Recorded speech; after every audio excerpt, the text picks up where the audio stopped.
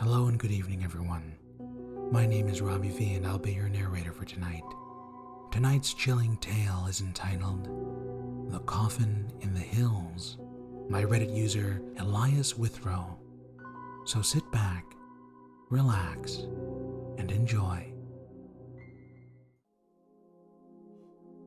I moved to a new house a few weeks ago. It was a simple 2-story house in the hills of West Virginia, down a fairly residential road nestled between a cluster of looming trees. It had been on the market for a long time, apparently, so I purchased it at an almost criminal price. I couldn't figure out why. The foundation solid, and the interior in amazing condition.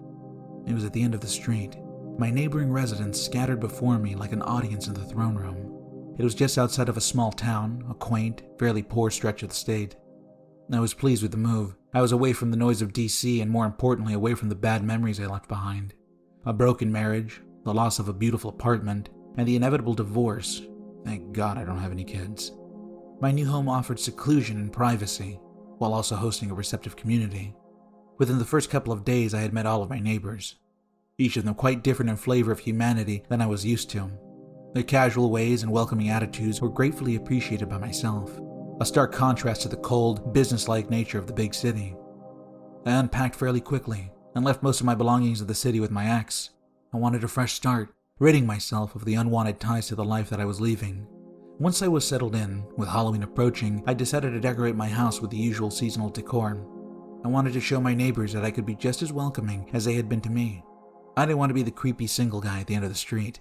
After a quick trip to the local supermarket, I was soon placing pumpkins on my front steps, stringing up cotton cobwebs along the shrubbery, and even going as far as to purchase a plastic mummy along the front steps. Along with the decorations, I made sure to get more than enough candy for the expected trick-or-treaters. My shopping cart filling quickly with candy corn, full-size candy bars, and assorted mixes. Being my first Halloween in a new neighborhood, I wanted to give out the best stuff. As Halloween drew closer, I noticed the surrounding houses weren't putting on a show like I was. No pumpkins, no golden wreaths, no plastic ghost, nothing. I shrugged it off, now hoping I wasn't coming off as too tacky. The day before Halloween, I asked one of my neighbors down the street what I could expect in terms of trick-or-treaters. He gave me a hesitant look and then informed me that no one really came down this street hunting for candy. I felt my heart sink. I'd been looking forward to seeing the local costumes and pieced-together outfits that riddled every October 31st. None? I asked, trying not to let my disappointment show. He shook his head and told me that maybe there'd be 1 or 2 at most.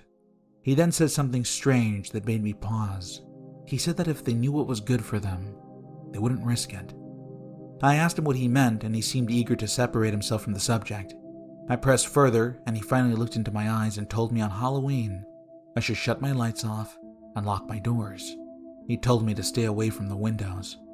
Confused, I asked him what he was talking about. He leaned in close, pointing towards the distant hills, and whispered, "If you know what's good for you, you'll go to bed early and wait for sunrise. Nothing good comes out of those hills on Halloween." And with that, he turned away and went into the house. I snorted, dumbfounded. What the hell was he talking about? What was in the hills? I easily brushed the conversation away, dismissing it as some sort of ridiculous fiction. I eagerly placed an oversized bowl of candy by the front door and turned on the outside lights. I opened the front door and breathed in the crisp evening air, filling my head with the country scents. The sun had disappeared behind the hills, bleeding an expanse of deep purple across the horizon. A full moon was eagerly climbing the sky to meet an array of twinkling stars. I grinned. What a perfect Halloween. I closed the door and ran upstairs to my bedroom to retrieve a plastic clown mask I had purchased earlier in the day. I thought it would be fun for the kids who came to my door. I snatched it up off my bed and thundered back downstairs, excited anticipation growing inside of me. My neighbor's warning the previous day was the furthest thing from my mind. If he didn't want to give out candy, that was fine, but I refused to open the door empty-handed in case someone did come. I went into my living room and plopped myself down in a chair by the window. From there, I had a perfect view of my front lawn and driveway. The handful of trees occupying the quarter-acre before me towered into the night air, their empty branches reaching for the brilliant moon like twisting claws. I reached down for a book and turned on a lamp, the growing darkness outside now creeping into my house. I read for a while, occasionally looking outside in hopes of spotting some trick-or-treaters. I noticed that every other house on the street was pitch black, No lights, no movement, nothing. All the windows had curtains drawn across them, shielding them from the street. What a bunch of downers, I mused. In direct contrast, my house was lit up like a beacon, a shining torch at the end of a dark runway. I went back to my book, pushing my neighbor's lack of holiday cheer aside. I became lost in the pages, and time reached out and pushed the hands of the clock forward at an alarming pace. Eventually, I looked up. I saw it was almost 10. Sighing, I placed my book down and took one last look outside. Nothing. Well, you tried, I said to myself. I stood up and began to turn off the lights, doing my best not to feel let down. I went into my kitchen, and I was about to flick off the light switch. I paused. I thought I heard something outside, coming from the woods the kitchen window looked out into. I went to the window and peered out into the dense woods, listening. There, it was distant but unmistakable. What the hell? I whispered to myself. It sounded like wails. I cracked the window and turned my head, waiting for a repeat of the sound. After a few moments, it came again. A low, wailing cry, then 2, then 3, all mixing together to form a creeping howl that echoed across the woods. What on earth? I thought, a shiver running through me. What is that? The cry repeated, the distant notes hovering and filling the night. I closed the window and locked it. It had to be some wildlife, maybe a deer or a wild dog or something. I reminded myself that I was new to the country and unaccustomed to the way things sounded or acted out here. I turned away and finished shutting off the lights. I locked the front door and was about to go upstairs when something made me stop. It was this feeling, this cold finger in my chest pointing me to the front of the window.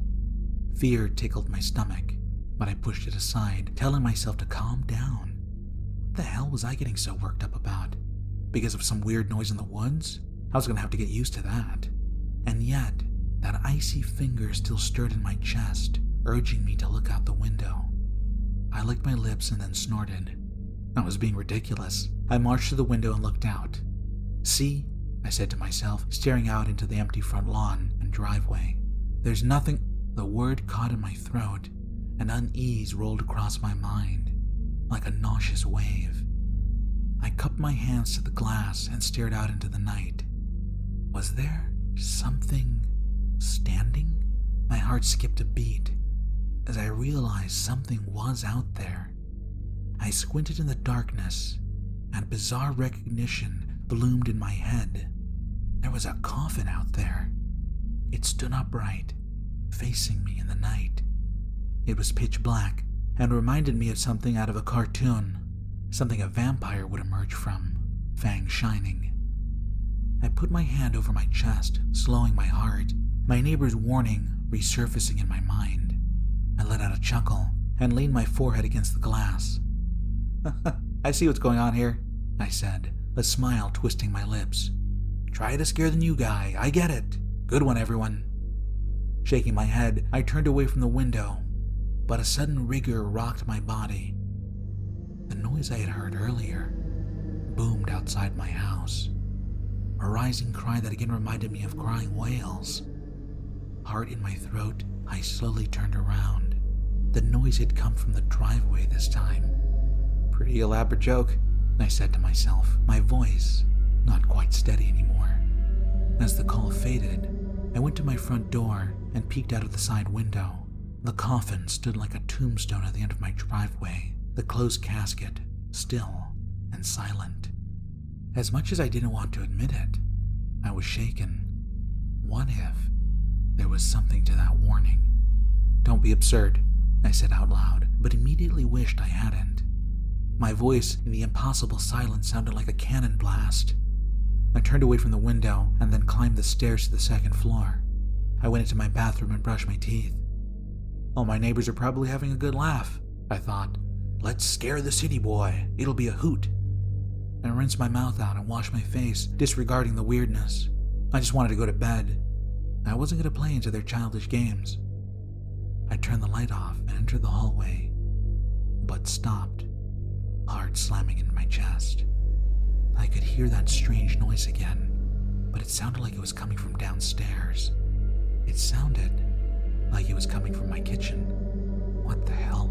I whispered in the stillness as a noise died in the silence. I crept to the balcony and peeked down. My eyes went wide, and a coil of fear snaked around my throat. My front door was wide open. "Okay, enough is enough," I croaked. Cautiously, I went to the stairs, my eyes trained on the open door. I swallowed hard, feeling unease and terror rising in my mind like a cold mountain. I suddenly stumbled and fell backwards up the stairs, shock rocking through me like hot venom. The coffin was standing upright in the foyer, facing the kitchen. I scrambled to my feet and racked my mind. What the hell was going on? A gentle breeze drifted through the open door and curled up the stairs to lick my ankles. I placed my hand on the balcony, now staring directly down at the coffin. It remained motionless, a dark smudge in the dim black. I cleared my throat. "Okay, everyone. Very funny," I said, trying to control the fear in my voice. "You got me. Come on out now." I blinked, and in that instant, the coffin vanished. I leaned down over the railing, scrubbing my eyes. There was no way. "What's happening?" my frantic mind screamed. "What's going on?" And that's when I noticed a black outline to my left at the far end of the hall by my bedroom. I spun, eyes going wide, my breath leaving me in a rush of stale terror. The coffin stood, now facing me mere feet away. I crashed into my bathroom and slammed the door, leaning against it, heart thundering against my ribcage like a chaotic drum. Sweat had formed on the back of my neck and my hands shook as I scrambled to lock the door. "What is that thing? What's it doing in my house?" I thought, jiggling the door handle to make sure it was secure. I waited for some sound, some kind of movement, but none came. I counted off the minutes in my head, each second lasting an eternity. What the hell was I supposed to do here? The unnerving nature of the whole thing left my mind in shambles, the eerie invasion wrapping my sense of order. Suddenly, a soft coo slithered between the cracks in the door, a gentle call, like a chorus of whispering wails. I jumped and backed away from the door, licking my dry lips. I could feel something on the other side of the wooden door, begging me to comfort it. "Get out of my house," I cried with a little conviction. "Leave me alone." The strange call continued, a soft, almost taunting string of melodic misery and hunger. And then the door shook as something heavy thundered into it, splintering the wood. I screamed, falling to the floor as my limbs gave way to fear. Unknown prayer flew into my lips as another thud cascaded into the small space, rocking the hinges. Sweat trickled into my eyes, and I looked around desperately for something to defend myself with. I grabbed a pair of scissors off the sink and clutched them to my chest, terror unearthing my imagination to form scenes of violence if the door gave way. "Trick or treat. Hello? Anyone home?" My eyes went wide in the darkness, the young voice slicing through the air like a razor from downstairs. The barrage against the door immediately stopped, and a false silence returned.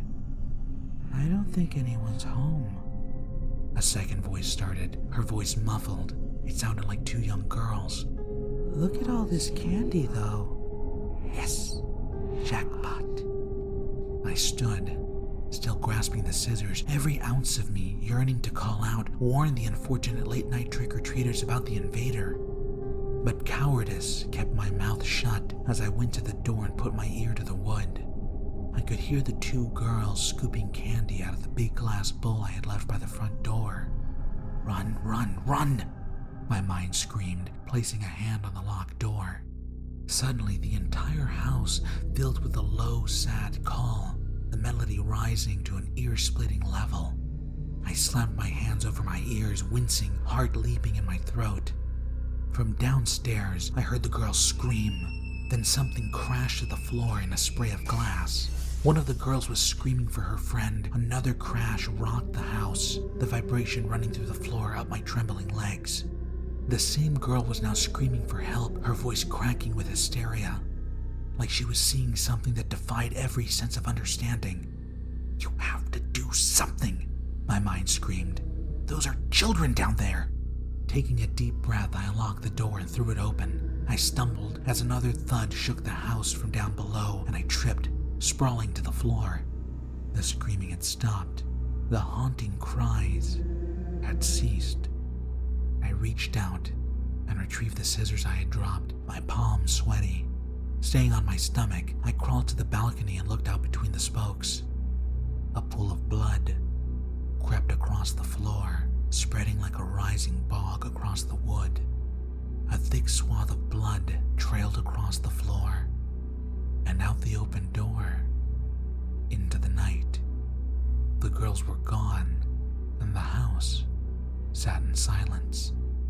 No, no, no, no, I cried internally, vomit tickling the back of my throat. I wiped sweat from across my eyes, surveying the scene with horrifying clarity. Bloody handprints stained the walls, trailing dark blood upwards, as if the girls had been lifted toward the ceiling. The coffin was nowhere to be seen. What have I done? I cried, tears forming in my eyes. Jesus, what have I done? Guilt swarmed me, along with a sickening sense of dread. In the distance, far into the night, I thought I heard a familiar low cry across the hills. It sounded like a mockery. The local police arrived shortly after. My frantic phone call didn't do much to inform them on what they were walking into, but the looks on their faces told me they already knew. Unspoken conversation passed between them as I explained the horrific events of the night. I thought they were going to lock me away, tell me that I was crazy, but they didn't. They were silent throughout the whole thing, grim looks tightening their faces. When I mentioned the coffin, I saw their eyes meet. As more officers and detectives arrived, one of the police officers pulled me outside away from the others. In a morbid voice, he whispered something to me. He told me to get away from this place. When I pressed him, he looked towards the hills and then hissed something in a desperate voice. He told me that even hell has a front door.